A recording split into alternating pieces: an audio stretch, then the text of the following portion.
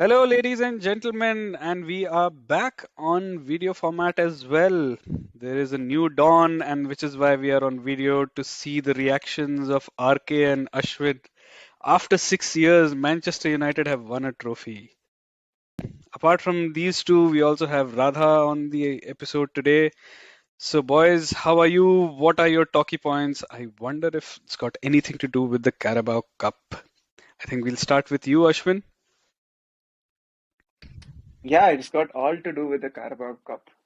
As you said, 6 years without a trophy, and nerves running really high. It was, I mean, apart from I think me, everyone in the group, all the United fans at least were predicting a Newcastle win.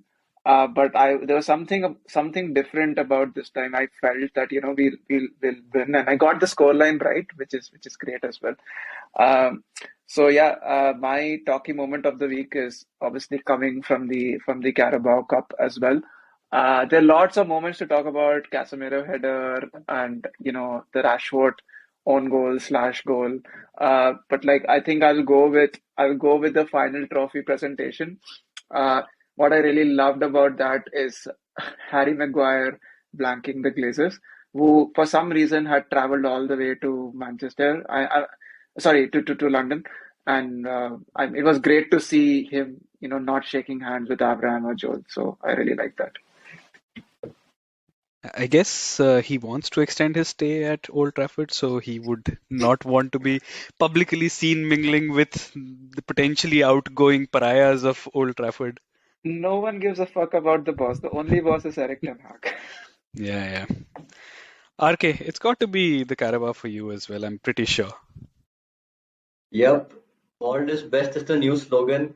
It's pretty emotional to win a trophy after 6 years. There was a time when we were much younger when we used to think that the Carabao Cup is not such a great cup to win and all. But when you have not won anything for 6 years, that's when you realize as a fan, how important these things also can be. And when you look at Newcastle fans, how keen they were, it puts a perspective on life. My talkie moment is definitely the Casemiro header. That guy signifies everything about a winning mentality and what he brings to United. It's not necessarily that we had our best game, but we always seem to know how to win. So for that, I thank Casemiro, and that's why he takes the talkie moment of the week for me. And he takes away quite a lot of panic from the team as well. He's got that presence that if he's there, you can be sure, okay, there's at least one sane head in the middle of the pitch, so he'll manage it. It doesn't matter if it's Fred next to him, if it's Sabitzer, it could be McTominay, it doesn't matter. As long as Casemiro is there, it's okay. Finally, Radha, I don't think we have much to crow about the two of us, but anyhow, do you have any talkie points? I'll go with the one from the Spurs Chelsea game. I think Skip scoring absolute blinder. If anything could possibly go more wrong for Chelsea, then it's somebody as unlikely as Skip to come out with a absolute banger of a goal and take the lead against Chelsea, who are really struggling. So yeah, great goal. It looked great the way that the keeper had no chance, even though he was in position. Once in a lifetime kind of moment for the young player as well. So great to watch as a neutral, but I'm guessing this won't be your talkie moment, Swag. Yeah, absolutely not. I mean, it's like I'm reminded of the 90s Indian cricket team where we would be a competent team, but you would have all these random people coming up and doing their careers best, like Philo Wallace and some Powell from the West Indian team as well, who wouldn't play well against anyone else, but they would just come up and do stuff like this. And just the same way, it's a no manager bounce for Southampton, then it's Oliver Skip scoring his first ever goal and stuff like that. Yeah, just before we get started with the show, I have to talk about somebody needs, like, I'm so happy that maybe 6 years has slapped some humility into these United fans. Like, coming here and saying that, oh wow, 6 years we haven't won a trophy. And then earlier on in the year, Ashwin talking about, oh, we don't have cash, our cash reserves are down. Welcome to how the rest of us live, you ungrateful pieces of shit. Yeah, Well, and now yeah, cash reserves are down. Like we can have a whole show dedicated to that. I mean, in spite of us winning, I think the the chants from the fans was mostly about Glazers out. So you can very much feel, the sentiments around the club at this yeah, point in time. yeah. I mean, as Radha said, welcome to the way the rest of us have to make do. Welcome to the Not world of you, normal not you. humans. No way a Chelsea fan can say Let me that. qualify. I'm not going to have Chelsea just throw their hat into the same bandwagon there. Hey, But yeah, I'm just doing I would I'm just doing what Arke did with Hannibal and which Liverpool player did he try to bandwagon on in the World Cup? That why is he not playing? Who was that? yeah, Uh, yeah. Trent Minamoto, I've Alexander, Minamino. Trent Alexander. Minamino. No, but yeah, sorry, no Chelsea or City fans get to throw their hat into this wagon. Arsenal, I will still accept, but no Chelsea fans. Okay, so before we But it's a season to skip for you doesn't mean you come up with these kind of excuses. ha ha ha ha, there But goes having said Arke. that, let's come to your talking moment of the week. Yeah, so my talkie point, obviously, there's nothing from Chelsea to go about. I mean, I could say that the Chelsea women team beat Arsenal 2-0, but I'd say off the pitch, it was, I don't know if you guys saw this, the 2022 FIFA Puskás Award was won by Marcin Oleksy, the first ever amputee footballer to win this, and he did a overhead kick. I mean, amazing, just amazing, goosebumpy stuff. I mean, we can talk all about our clubs, but that's probably what encapsulates football for me. So yeah, kudos to him. Right. So let's just get started. The floor is yours, guys. How does it feel? I would like to point out to the listeners and viewers who hear all this about our WhatsApp group that like 20, 30 minutes after the final had finished, it was radio silence from the United boys. They're probably drunk out of their wits and had no recollection whatsoever in the morning. But how does it feel now, and how did it feel then? It was especially the last few moments before the match ended when it was crystal clear that United were going to win and you were waiting for the final whistle. I think that was one of the best moments of the game. Uh, the whole, like making it sink in. So definitely, while the season, has a long way to go, it is a great feeling, knowing that the club is on the right way under the new manager. So that was definitely great. What was another very significant thing for me was that United didn't especially play well. I don't know if it was by design or it was kind of forced upon us the way that Newcastle were playing. But I was remarking to Arun even in the first half that we had a deeper line than usual. Uh, it seemed also to come about from the fact that Newcastle haven't defended a high line very well in the past few games. They have been susceptible to very direct transition runs, and United being good at that, probably it was a deliberate tactic as well to sit back a bit. However, Newcastle, especially in the second half, I think controlled large parts of the game, which is where it was a very good portent for me because it shows that we don't necessarily need to be very good to win a game. We are capable of playing in, three or four different ways. We kind of bulldozed Leicester, playing a very Ten Hag, very open, expansive style of football. We beat Barcelona playing mainly transition football, and we beat Newcastle playing a lot of football, which, as Ashwin would like to say, you associated with Jose Mourinho. So it was a lot of that, and you would see people at the back like Casemiro, Varane, and Martinez especially. Who had a know-how. They knew how to close out that game. You never felt in absolute danger, and that was the best part of the game for me. So I have a question here. There was a lot of talk about Pope's absence in the build-up to the game and how that would affect Newcastle going forward when they attack, when they try and control games because of the way he links up with the rest of the team. Karius had obviously his battles in the past, and he was one of the focal points. I didn't think he did particularly anything particularly wrong in the game.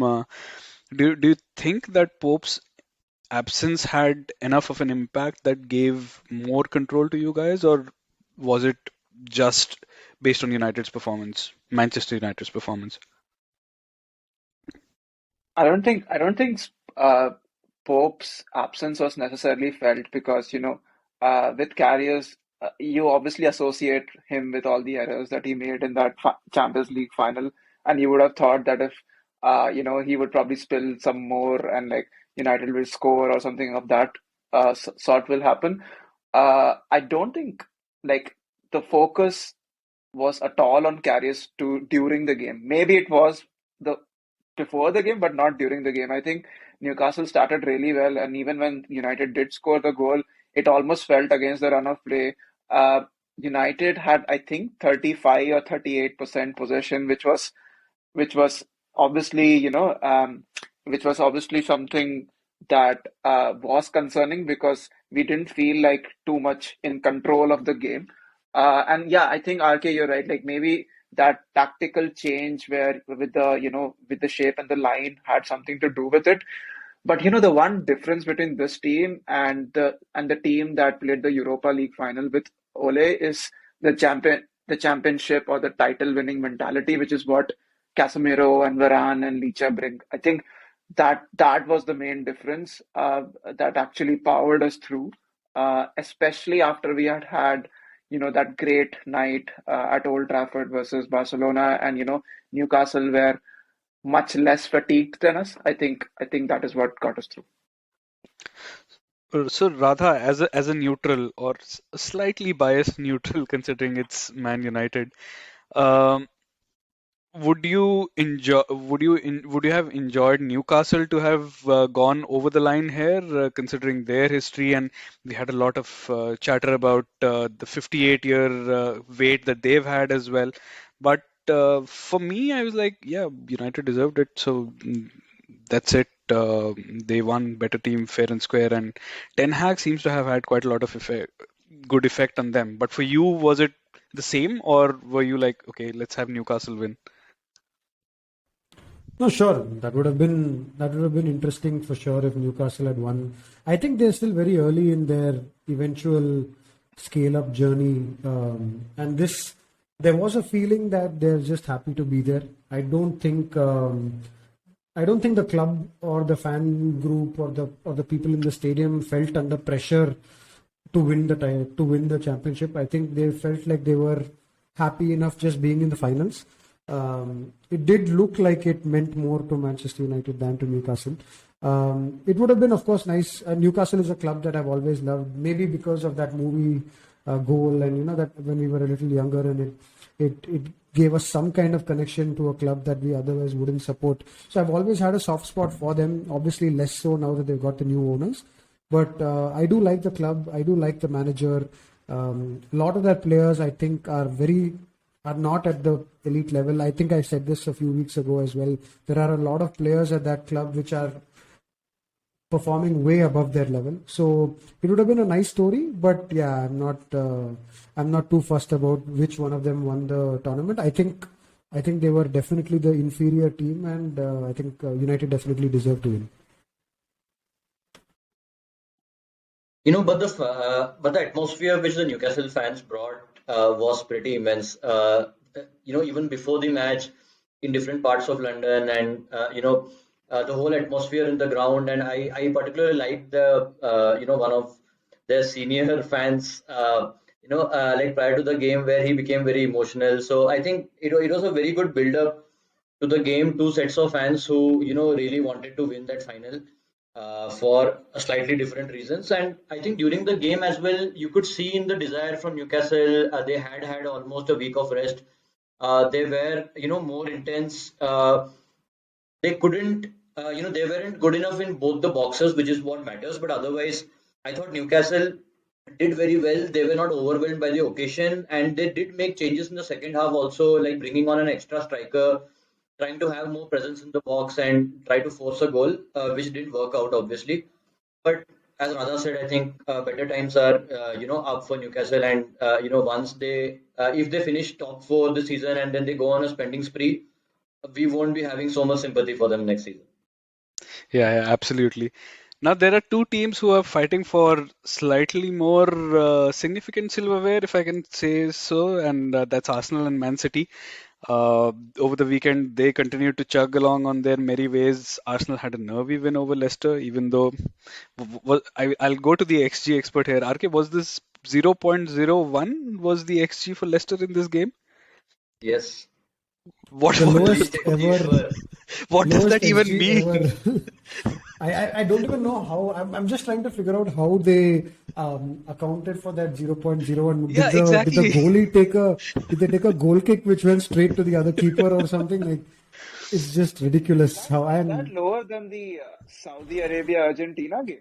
No, no, this is the PL this is the PL record, the Premier Saudi Yeah, League no, Saudi record. but had around 0.14 or point 0.2 XG. that's what I'm asking. Like, is it like 0.1? Is that lower than the Saudi No, no, this Argentina is game? 0.01. Oh, wow. But like when I was watching the game, it didn't feel like a 0.01 kind of XG. Leicester, for periods in the second half, were actually threatening, in terms of possession and in terms of decent territory from where they could have created chances. It was just that they were so bad at giving any kind of a final pass. Even after Wadi came on, nothing really happened for them, in that respect. But if you look at it from the balance of play, Arsenal were not very comfortable in that second half. It was a very gritty, grounding out win, which also, it reflects well on Arsenal again after that, a bit of a stumble that they had. It's good that they are back to grinding results. And perfect timing for them that they bought Trossard, right? Because Nketiah was out injured, Jesus is still not back, and Trossard came up as the number 9. But yeah, as you said about Leicester, Madison being out meant that there was absolutely no attacking threat to them, and obviously all careers come to an end, and it seems like Vardy's is coming close to its eventual sunset. And Martinelli also had a pretty poor first half. And in fact, at halftime, I was remarking that probably at some point he would need to be taken off as well, because he was getting into good positions, but he was not, good with the final ball, etc. And his recent form also hasn't been great, save for the last game against Leicester. But good to have a bit of patience with such people, who can produce really good moments. Very well taken goal. Yeah, that's two goals in the last two, I guess, for him. While not looking like he was on top form, he also came off the bench in one of those games. Right when perhaps it was looking a little lackluster going forward for Arsenal overall. I was particularly interested. I think last week we talked about Nketiah probably not in the last few weeks not being at the level that they would need in a title race, and he was on the bench this time. And Trossard actually had an amazing strike, which was ruled out for a rightful foul on the goalkeeper early in the game. But he also played a huge part in creating the goal for Martinelli. I think the fact that he's not that fox in the box, he ended up playing number 9 in this game, but the fact that he's not that traditional number 9 actually created a huge vacuum of space in the center, which forced Martinelli and Saka to kind of get into. That movement caused the goal and eventually led to the winner for Arsenal as well. Not that they were under any threat of losing the game, but I don't think they looked their best either. So that's the kind of stuff that Jesus used to do. I think he used to get people involved in different ways, and maybe by some accident, having 3 fluid players play up front, they were able to create that for their goal finally. So that's something that they could potentially look at for more important games in the Premier League coming up while Jesus is not around. Yeah, and we have Arsenal playing Everton tonight, which is their spare game, which has been spare for a long time now, and finally they'll have the same number of games as City, and they can potentially go up 5 points. And I'm contractually obliged to mention Arun's message, which says that under Arteta, Arsenal has never scored more than 1 goal against Sean Dyche managed team. So he's getting his jinxes onto the pod now as well. Radha, Is that one goal per game or one yeah, goal? I would assume this is per game. One goal is more than enough to beat Everton at this point of time. I think we just talked about Leandro Trossard and what an interesting signing he seems to be. I think Everton got the short end of that Brighton forward stick where they signed Maupay, who, for me, I don't know the XG stats, but if I was to guess who is underperforming XG over the last 3 years, Neil Maupay would be in my top two for sure. Yeah. Everton are really struggling to score a goal, so that 1-0 looks that one goal versus the Sean Dyche team would be more than More enough for than Arsenal to enough. keep that run going. Yeah. Yeah. And City had a easy day out against Bournemouth. I mean, Bournemouth are doomed now, considering that I've tipped them for survival like 2 or 3 times. So, I mean, they're potentially going out of business now. There's nothing else to it. But Radha, I have a question for you. What's the percentage for you now? What's the split? What's it for Arsenal? What's it for City? Yeah, it's not changed since the last time we met. I think um, because it's for two reasons, right? One, I do think Arsenal will continue to do decently well, and my biggest doubts are on Man City. So it'll remain the same. I think last time I was at was I at 60-40 or 70-30? I can't remember. But yeah, I'm in the same zone as I was last week.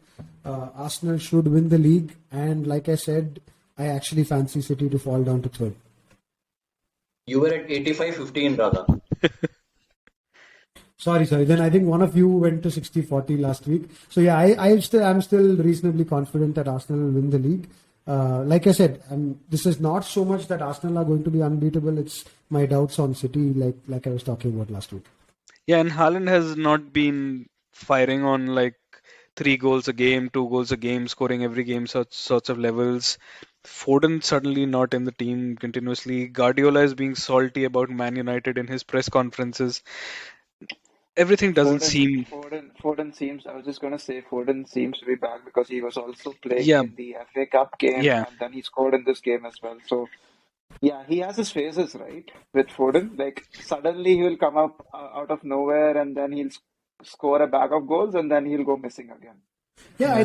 I think there was some commentary on this. I think it was Pep or maybe somebody inside the Man City contingent who was talking about Foden coming back from the World Cup with an injury. So I think that's played a part as well. I don't think there's been any doubt on his importance or his relevance in the team with Pep. I just think that perhaps he was carrying a knock or maybe his fitness was not at his best. But he played the last couple of games and he looks like he has that goal threat. He scored a goal, but he also was involved in an almost goal. I don't know whether he hit the post or it ended up coming back off the keeper or the post. And so he came close quite a few times. So yeah, he's a definite threat, and I think he'll be an important part of Man City's forward threat if Haaland is not doing too well. This is all to do about the control that Pep wants and which we have discussed before. But having said that, the previous two games, or at least the Bournemouth game, Foden was playing off the right instead of Mahrez, right? And he ended up scoring the goals as well. Probably Guardiola now feels that cutting in off the right it affords Foden to play with a bit more control than he would when he was generally playing in from the left, where he was more of a penalty box or behind the line kind of a runner. Uh, is what Guardiola himself remarked. As opposed to Grealish, him and Haaland are the guys who always try the final pass, whereas Grealish and Mahrez, they are able to control play a bit more. So probably, if he finds Foden a good fit on the right wing, he might start playing him more there. Yeah, I've just got a interesting stat about Foden before we move on. I think he's now played 200 games for Man City across all competitions, and he's just 22. So yeah, be prepared for a long haul. I don't know when if he gets burned out regularly as well, but that's an awful long list of games for someone who's just 22. But anyway, moving Yeah, on. just one point on this. On a lighter note, it just goes to show how annoying it is if you play Fantasy Premier League and you have Man City assets. Like Guardiola would rotate the hell out of his team, and that does not. He's not limited that to midfielders. It's also like defenders. He's always rotating. Tell me about it. I have Mahrez and Alvarez. Anyway, moving on, in part two, we shall discuss the more interesting things going on at Cobham, at Liverpool, at Spurs, the race for fourth. Come back after a break. Welcome back, and we had a nice little break. And in part two, we are starting off with Chelsea. Do we really have to? You know why Ab's not on the podcast anymore. It's it's been 15 games and 2 wins. We've scored lesser goals than Marcus Rashford, I think, this season or something like that. I read something depressingly familiar, which is like the same stuff over and over again every week is must win, and we don't win. And c'est la vie. So this is where we are at. Again, we were supposed to win this weekend. We did not. The ditch is now deeper. Now Thiago Silva is also out, a knee injury. Mount is out. We've got Dortmund coming up. I guess that is the only game that matters now. Do we at least reach the quarterfinals? Because in the league we don't have anything to play for apart from saving ourselves from relegation at the speed at which we're dropping. But yeah, anyone wants to twist the knife? Yeah, Dortmund is definitely. I think if there's anything that any Chelsea fan can expect is that if you sack a manager, then the other manager needs to win the Champions League, and that's probably not going to happen. I'm going to say, considering the current situation at Chelsea, but it didn't get off to a great start. I think the trailing to Dortmund after the first leg. I think Ashwin mentioned on the group a pretty incredible stat that Real Madrid have scored more goals in England in 2023 than Chelsea. That's rubbing the knife, that's digging the knife into both Chelsea and Liverpool. But there it is. Pretty insane statistics. Everything seems to be going wrong. I think Arcade mentioned last week that the underlying stats, the XG stats are turning up and they're looking better. Whatever said and done, I don't think any manager can keep this going for too long. Hasenhüttl himself, this is the year when Hasenhüttl himself met his match. So I don't think it's possible that for, I think, another loss and we to Dortmund, and I think we would be talking about Graham Potter getting the sack, which is quite unfortunate for everybody considered. Chelsea, obviously, the manager himself, the players, the new players probably don't even know the language at this point, but here we are. Everything seems to be chaotic, and I'm finding it difficult to watch Chelsea games because I just don't recognize the players. I don't know who's on the ball anymore. Everything is so confusing. It looks like a real chaotic set, and whoever comes next, I wish him all the luck. It's very bad news for English managers as well, who have been really wanting Potter to do well for their own brand value, because it is perceived with maybe not uncommon reasoning that English managers aren't as good as foreign managers.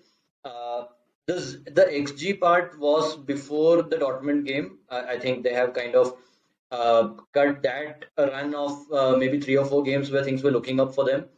Uh, for me, one thing that tells me that the end might be near is how Chelsea react to any kind of setback. Right, it was very reminiscent of tough times for United last season, where you could see the shoulders drop and any lack of effort once you go a goal behind. The same thing happened against Spurs, who themselves have not had the best of seasons. They are themselves struggling, but as soon as they went ahead, you could just see that you just knew that Chelsea aren't going to come back into the game. Potter needs to be talked about more by us. We have talked a lot about the challenges that he's faced at Chelsea, but a lot of these things, you don't expect a manager who is able to implement good basics. You don't expect to see some of these things. We all know that Graham Potter is a very good coach, but something is going wrong in the way that he's getting his message across at Chelsea. He chops and changes too much. Hub has been talking about how ZH was supposed to leave. He should have left, except for someone who deserves to be fired more than Potter. But he ends up starting a lot of games, and that's very hard to understand when you have got a right winger in. Why would you play ZH, who didn't want to be at the club, over him? his substitutions don't seem to make much sense to me. I thought at 1-0 down, he needed a kind of morale change. He needed someone, to come in to drive the team forward, bring some level of confidence, which was not there on the pitch. And for me, it should have been either Mudrik or Oba or both of them coming on much sooner. They came on when it was too late, and that's when Harry Kane scored. So a lot of things I think which Potter could have changed: his body language, the way that he communicates to the media, the weight that he seems to be under, how overwhelmed he seems to be. It all points to like too much too soon for him. So, see, I totally buy the point that he's not doing himself any favors, and he's really not. Um, I think a lot of this overwhelming feeling and the chaotic nature of his management and selections is also because there's just so many new variables that have been introduced in January. I don't, for example, I found it difficult to understand why Badiashile didn't come on when Thiago Silva got injured. He's someone who's been playing recently and he's looked reasonably solid as well, but they also have Fofana in there who's back from injury. That's a new variable that's been introduced to him, and maybe he's a bit confused as to, maybe he's not seen these players enough himself. It's not like I'm 95% sure that he's not the guy who scouted these players and said that, listen, let's go after them, let's sign them for Chelsea, and definitely not the guy who said, let's sign them now. So maybe this is also the fact that he's just trying to figure out which guy works well. And the ZH point, I get it, but again, going back to the point that I'm sure it was not a problem with Graham Potter that led to ZH wanting to leave, right? I don't think, maybe they don't have a poor relationship. Maybe they've just barely gotten to know each other to begin with. So he's looking at it from the point of view that these are all these talented players that I have at my disposal. I don't have a bad relationship with any of them. I'm just trying to figure out what works in my system. But there are too many moving parts, and I don't think any manager can pull this off, leave alone a manager who's never managed at this scale and size before. So I think it's just a mistake waiting to happen. The death knell for me was saying things like I was watching the Arsenal documentary and see how they kept faith with Arteta. I mean, oh my God, that's how fans should be talking, not the manager of a club. It sounds like the time is near for Potter for sure. That was like, sir, I'll return your money next week. Just give me one more week, sir. Please, one more game, sir. I will definitely win the next one, sir. Please, sir. Yeah, I think I mentioned this in the last part as well, that Potter has been set up for failure, right? He has been given all these resources that he probably did. I won't say did not need, but he probably does not know how to use them. Uh, uh, it is a bit of a tricky situation in the sense that Bowley has obviously backed him with all these signings, but he's probably reached that zone where he needs to just cut his losses because Potters doesn't seem to be the man that he thought he was hiring, right? Uh, I remember the some of before Real Madrid became the great team. Well, they've always been the great team, but like you know what I'm talking about. Before the Zidane era and all of that, uh, they went through this phase where they had so many managers, and then they signed so many Dutch superstars. I remember Rafael van der Vaart and Wesley Schneider and Ian Robben, and none of the managers could really use them. I think it is kind of similar to that particular phase where the manager has been given so many resources and they don't really have an idea as to what they would want to do about it. I have a question for you, Swag, on this. Do you think Mauricio Pochettino would be a good manager to replace Potter? I mean, he has a good history with youth players, but apparently, according to some journalist whom me and Radha were discussing whether he's reliable or not, he's already turned us down. So, I Yeah, mean, that is my question. Who would come in now after Potter? I mean, Tuchel will obviously not want to come back. What He I has was raised reading his was hand. that Roberto De Zerbi is in line if Graham Potter fails. Huh, that's the only thing that's left at Brighton, right? We've taken everything from there. We've taken directors of football, we've taken players, we've taken managers. Now it's like next thing will be change jersey and start wearing the seagull stripe. I'm saying let's just go full Bowley and get Jose back, and let's have a I am the special one kind of moment before the season, and let's start all over again. Let the cycle get started. That's all Uh, that's left. I think everything is seeming a little too crazy for me to believe at Chelsea. Like I said, I wasn't able to keep track of their January. I'm not able to keep track of what's happening on the pitch with them these days. I'm hearing talks that Chilwell is likely to leave in the summer as well, with Man City looking to sign him. I just don't understand what the hell is going on there. Yeah, and I don't think anyone does at the club, outside the club. But yeah, as And you can hear, listeners, misery has no friends. and isn't that fun? You would know. Isn't that fun? Yeah, I can feel the pain of Manchester United fans for the past like 6, 7, 8 years. Anyway, moving Yeah, on. it must be so painful to have signed 300 million worth of players in January. Things are so difficult for us right now. Yeah, it'll be fun to see Mikhailo Mudryk playing in the championship. Let's just say that.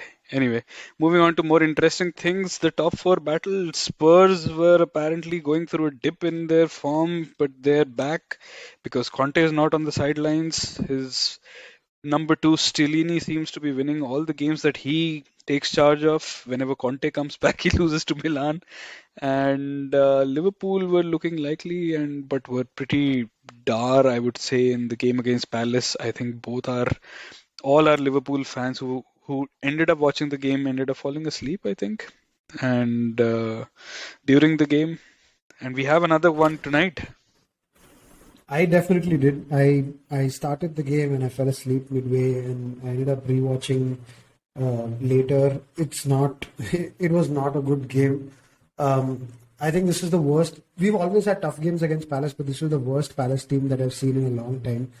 They had really no threat to speak of, and yet we looked like we couldn't beat them. Um, I think that it feels weird to say, but how can we be missing Darwin so much when everybody in the whole world is talking about how Darwin is like not the greatest thing that has ever happened? So, but we really look like we missed him. That cutting edge and the danger in behind was lost without him. I think Jota is still catching up. Fabinho and Virgil are still.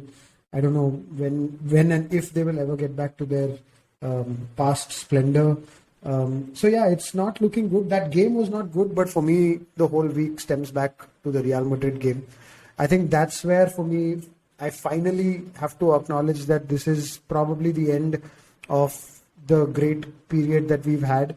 The first 20 minutes was just the biggest shot in the arm for all Liverpool fans, where we got a reminder of what we used to be or what we've been in the last 6, 7 years.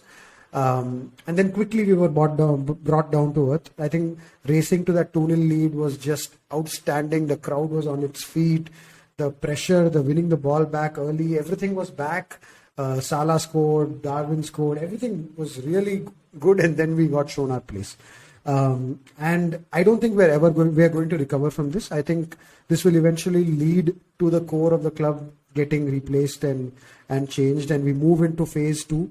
The language and the commentary from Klopp has also dramatically changed from earlier on the season, like pre-World Cup. In the World Cup, pre-World Cup, he always said that there are difficult situations. We're going to get better. We're going to get better. But now he's saying things like we just have to grind our teeth and get this season over with, and then we have to make moves in the summer. He never talks like that. So yeah, everything is pointing to the fact that I think this is the end of a really astoundingly good era of Liverpool Football Club, and Klopp will be at the helm to bring in the new era as well, with some kind of succession planned in midfield and probably in defense as well. But yeah, I would say that this puts us back a few steps if you're talking about immediate challenging for trophies in the next year or so. Liverpool, Real Madrid have become a kind of a real bogey team for Liverpool, especially I think with this result now where the balance of play maybe wasn't as skewed as the result was, but that's what Real Madrid do, especially in knockout ties, especially in cup competitions where they're just so clinical as we were talking about with respect to Varane and Casemiro as well, they have players who just know, when to step up at the right moment, and that's what it looked like against Liverpool as well. I think they had 6 shots on target and they scored 5 goals. But rather, you were speaking about Liverpool, maybe Klopp changing, his, what he has been speaking about. But I think recently he has also spoken about, Liverpool being a club which cannot, splurge on the level of Chelsea or, having different fundamentals. Do you really think the owners are going to be able to, or either willing to, or uh, having the capability of, spending big this summer?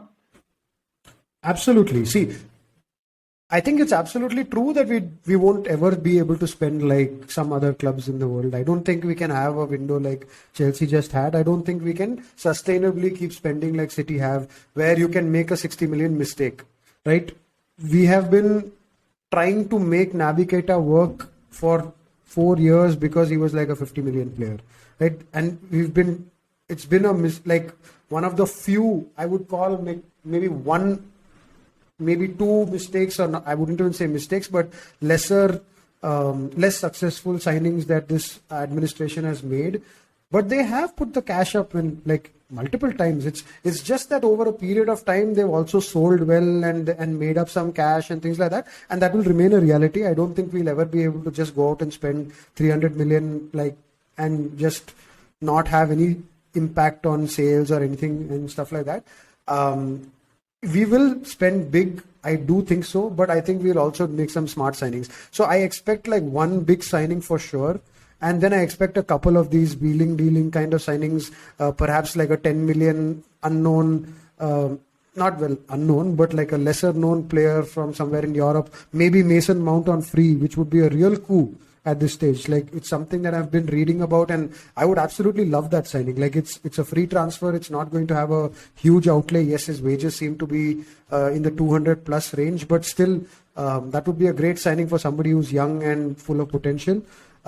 Somebody like Jude and stuff will probably be the marquee, not Jude, but somebody like him would be the marquee signing. But I think it'll have to be supported by some kind of wheeling dealing that happens around that. So I'm not like a large group of United fans on Twitter who seem to always want FSG out. I'm a big fan of their administration. I do think that they have put up the cash. Let's look at even this summer, this January, right?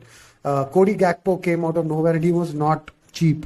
Darwin Núñez in the summer, he's our record. Like if all the payments get made, he will become our record signing. So yeah, I think they've always put up the cash when it's required. It's just that they obviously have an upper cap on what they can do. Real Madrid, the Real Madrid game as well. I know Radha and I were discussing in the group about how Liverpool started with all guns blazing. The first 15 minutes, Liverpool were pretty much dominating. But somewhere it did feel that, Real Madrid were not out of the game, partly because of the fact that it's Real Madrid, the Champions League team for everyone to beat, but also because of the defensive frailties that Liverpool have shown over the past few weeks, right? I felt personally Joe Gomez had a torrid game.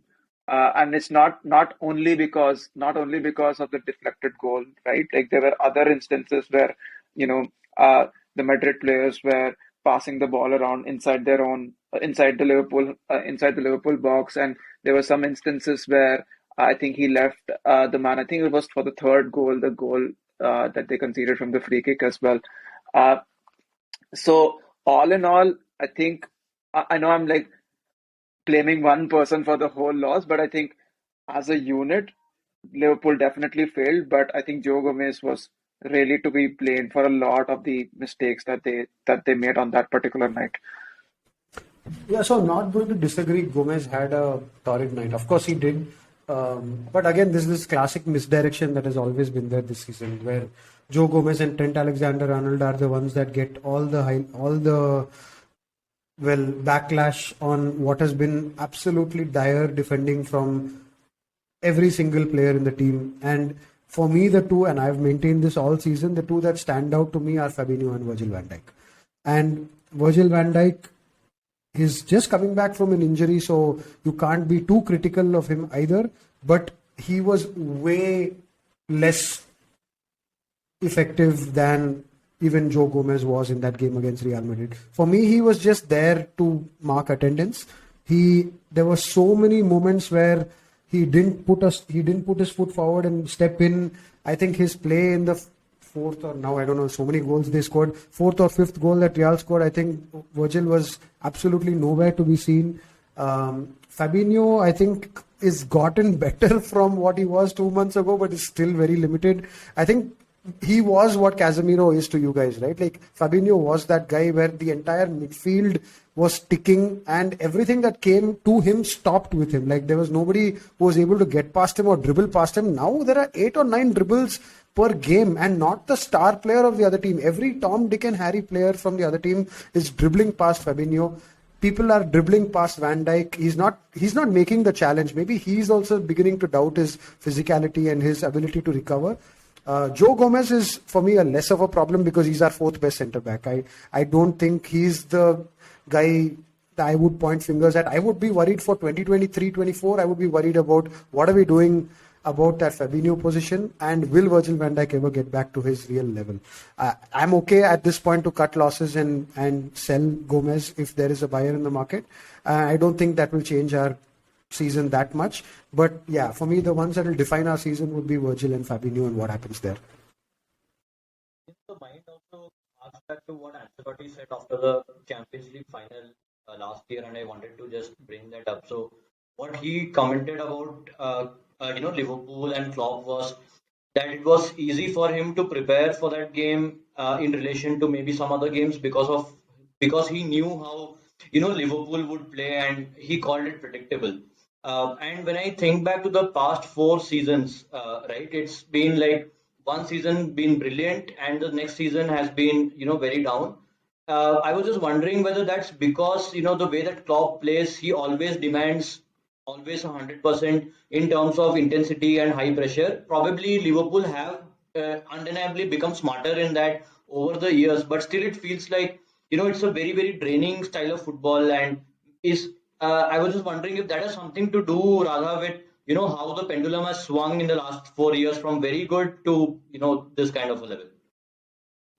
Yeah, so no, I don't buy that completely, and I'll tell you why. Because 2 seasons ago, I'm not combining with this season. 2 seasons ago was very clearly a personnel issue where we were playing with like centre backs who to be fair are not Premier League level, and we had the entire squad out and things like that. So that was a dip because of the personnel that we had. This season, I think, is related to last season because we went too far. A lot of our players are probably now on the 29, 30, 31 kind of age group.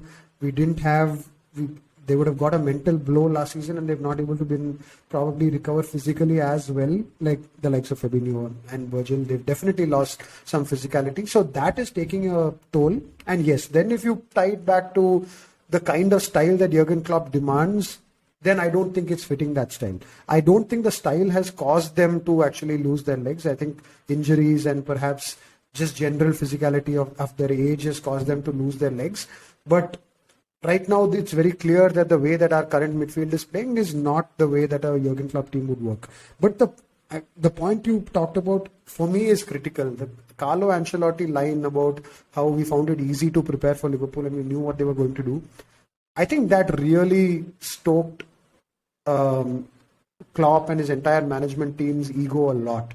Because the entire language pre-season, the entire behavior pre-season, and the language all through the first half of the season has been about different options. It's been about unpredictability. Darwin Núñez was a signing designed around that very thing. It was about the fact that he gives them different options and that you have 5 strikers and now you can play any different kinds of formations and be unpredictable. The number of times Klopp has mentioned the word unpredictable in this season's press conferences is just out of the world. And for me, whenever he says that word, I keep thinking back to that Carlo Ancelotti moment. I think it really stung the team. A team that has done really well because that team has just been better than everybody else at doing plan A, and plan A was always enough. But when they lost a big final like that and then were pointed out saying that, hey, they only have plan A, I think they really took that personally. And I don't know, maybe that has been a distraction because if you remember all the formation changes we did in the first half of the season as well, it all goes back to that. I think they tried very hard to do something different, and I think a lot of things are happening at the same time, new systems, new players, and people losing their physicality, and that's probably all led to where we are now.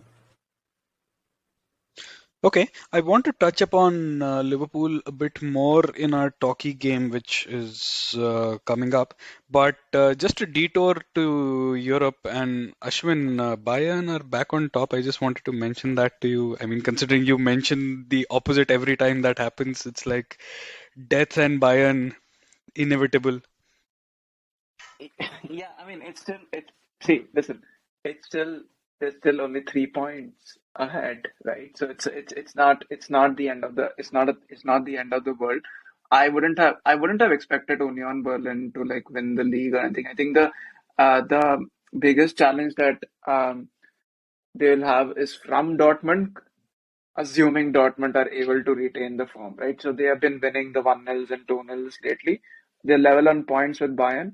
Uh, there was a third, there was a third contender in Union Berlin, but Union Berlin 5 years back, no one even knew about them. So let bygones be bygones. I wasn't expecting much.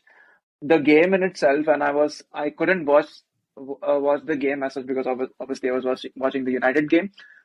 Bayern, it was a proper blitzkrieg. I think the one of the Union Berlin defenders said after the game that we had no answer to them. So Bayern went out there with purpose, and now that they have Sadio Mane back, Leroy Sané coming off the bench, Gnabry coming off the bench. I mean, I really feel that this is the most that Union could have challenged Bayern. I think now it's between Bayern and Dortmund. Yeah. And another country where the race seems to be heading in a slightly different direction, which is Spain, where Barca had a healthy lead over Real. Then Real went to, no, they didn't go to Atletico. Atletico came to them, had a red card, took the lead, then Real equalized and dropped 2 more points. And then Barcelona, the next day, they just go ahead and lose to Almeria. All of a sudden, it's not a race even now because there's still 7 points in there, I think. But I think Barca maybe have got this though. I would say Barca have got this to much the chagrin of Xavi hating RK. I think he deserves it as well. I'll let RK.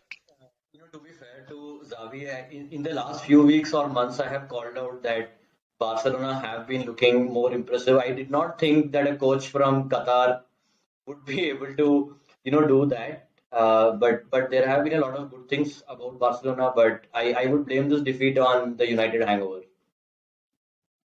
Yeah, Coach from Qatar. Is how that was it? what he called? He's Well, he's probably not the greatest wrong, ever. He's probably the greatest ever midfielder to play for but Barcelona.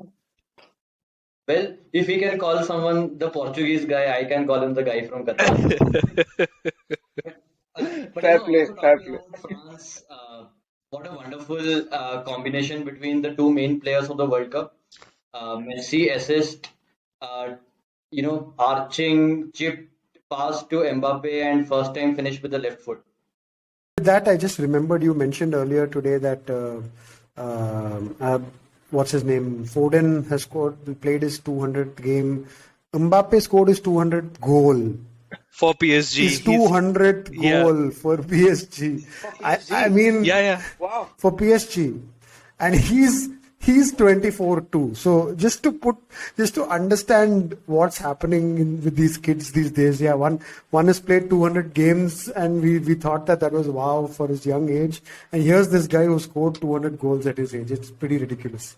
Yeah, And he's won the he's World drawn Cup and level reached with the finals of the and World he's Cup. drawn level with Cavani to be the top scorer ever of PSG. So by the time this has gone out, he would have probably gone further ahead. Which also means he has left Ibra far behind. So finally, a quick word on Liverpool, Manchester United. We've talked in detail about both of these clubs today. This is definitely the game to watch this weekend. It might not have the luster that it usually has, considering Liverpool are struggling, as we've just talked in detail. It, the form guide seems to be going one way. Ashwin and RK, do you have any jinxes to throw, or are you confident enough to say that United are going to win this? This is not a jinx, it's a fact. Form goes out of the window in such games. Of course, you wouldn't probably expect United to lose in the form that we are in, if I'm honest. I would be disappointed if we lost the Liverpool game, but we haven't won at Anfield in 7 years. It's always a special place to go to. For Manchester United, you always expect the atmosphere to be at a certain level, to be intimidating, to be all those things, right, which you expect from a derby. So it's definitely any United fan who comes and says that this is going to be a easy game or this is something that they expect to win is completely wrong. Also, one more thing that we'll have to be careful about is how we rotate because we have been through a very fatiguing week with Barcelona and then the Carabao Cup. Ten Hag has been very good with in-game substitutions. I think that was one of the things we missed earlier in the pod. Even in the final, the way that he brought Van Bissaka on, the way he brought Sabitzer on, but probably between games the rotation is not that much. So it all depends on how he approaches the West Ham FA Cup game, which is also important for its own reasons. But along with the fact that he doesn't rotate too much, it's also another fact that our bench strength is not as anywhere close to how the starting 11 is playing. So all those things in consideration and what kind of energy that we take into that Anfield game is going to be very important, is what I feel.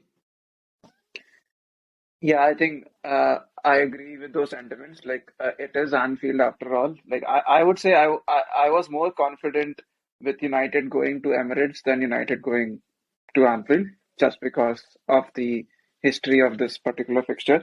My mind immediately goes back to the reverse fixture as well. No one was expecting United to win that particular game after the dire form that we were in, and we happened to win that game. And the I think the Old Trafford crowd had a lot to do in that particular game as well. So United Liverpool, it's really difficult to predict. I will take a last minute 1-0 winner the way John O'Shea did in front of the cop all those years ago. Like I will take that if we get it. Radha, I'll give you the final word What considering a your what a what outgun a 2-1 here. what a benevolent guy. He'll take a last minute winner. So thoughtful and benevolent of Ashwin. No, but I don't see any way past this. I think I do see a potential loss at Anfield coming. I mean, it's not the first time. We've lost to Leeds already, and now we just got thumped by Real Madrid at Anfield. So I think that confidence and of everybody has been shaken and broken after the Real Madrid game. I don't think that is something we're going to recover from in a jiffy. So yeah, it's the wrong time I think to be playing United. The mood over there is just through the roof after the cup win and generally the way the season has gone.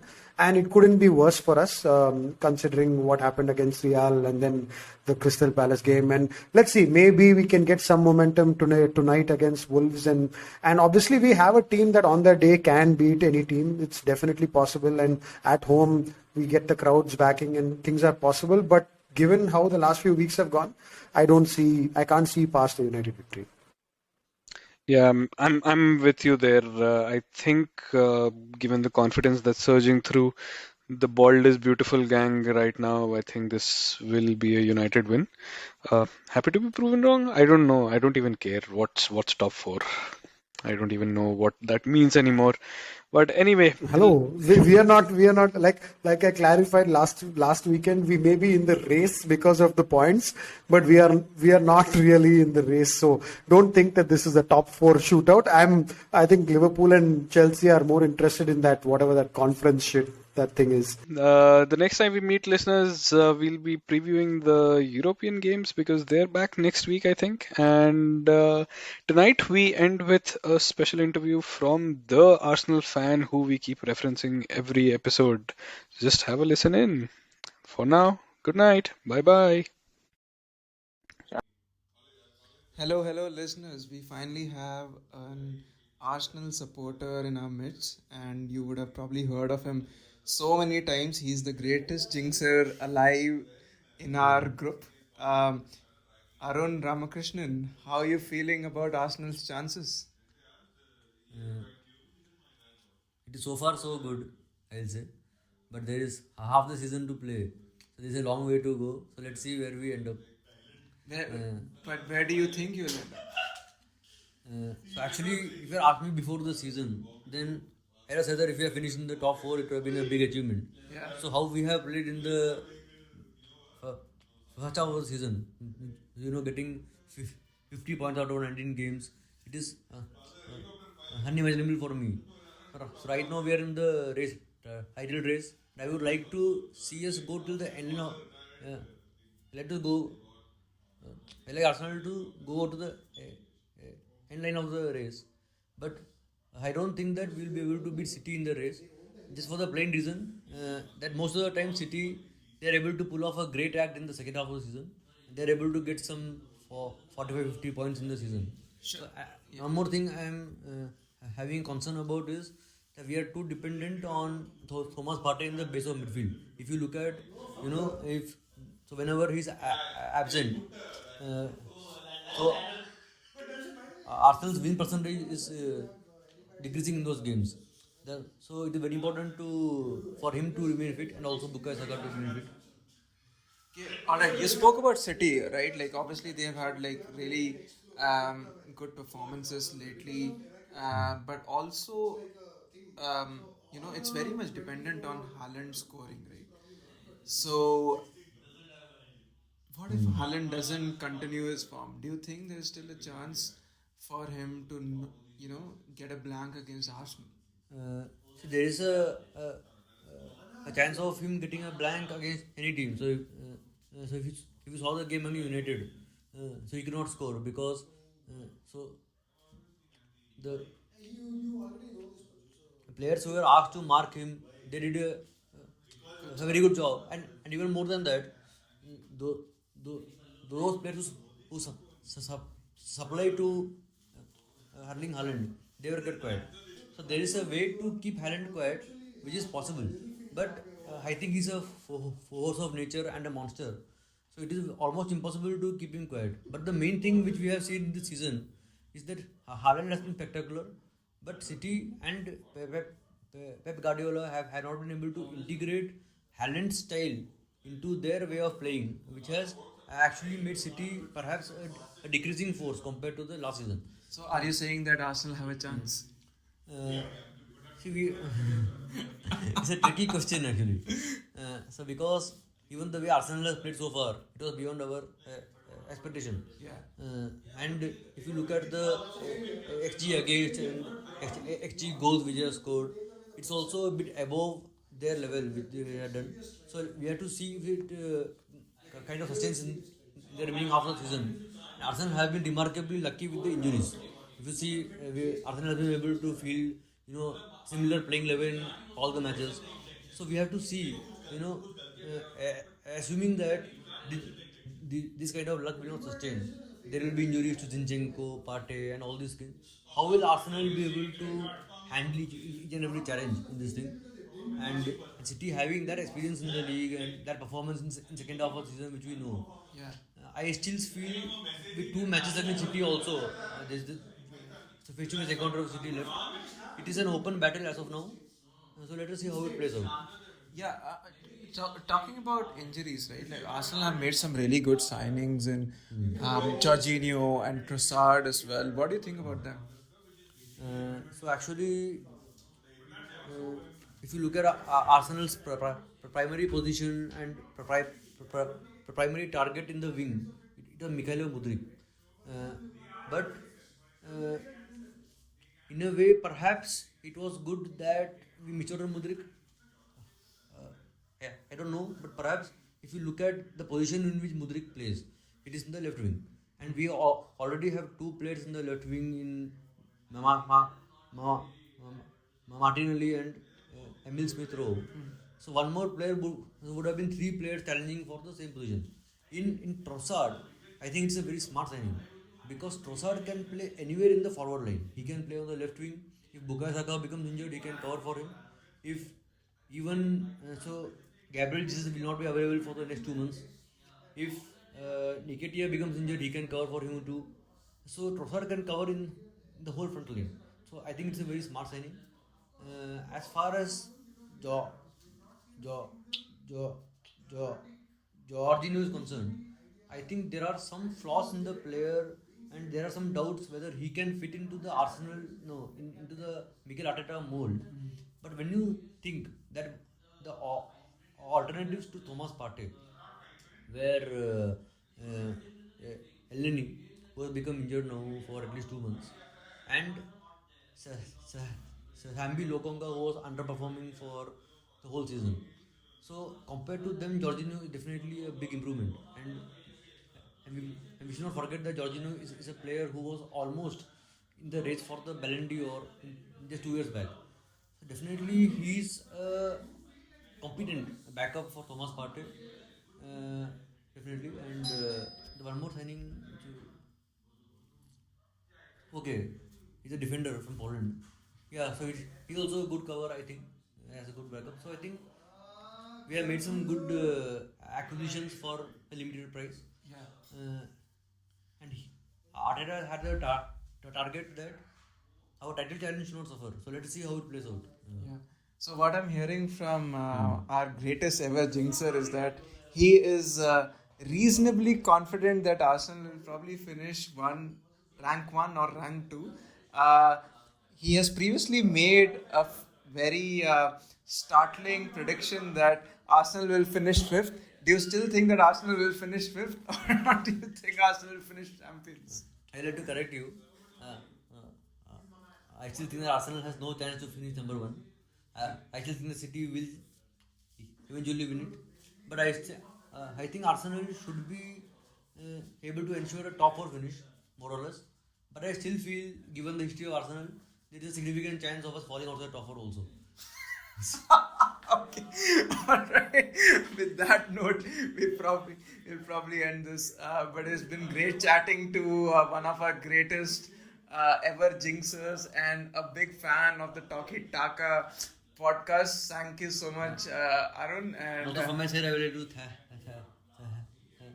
thank you, because I've been I've been I've been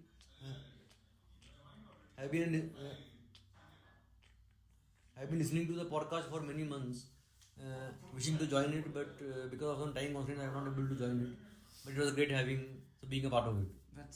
that's all we care about, the fans. So thank you so much, and hoping for an Arsenal win. As a United fan, I just can't stand City winning the Premier League again. So thanks for this interview. And yeah, with that we sign out.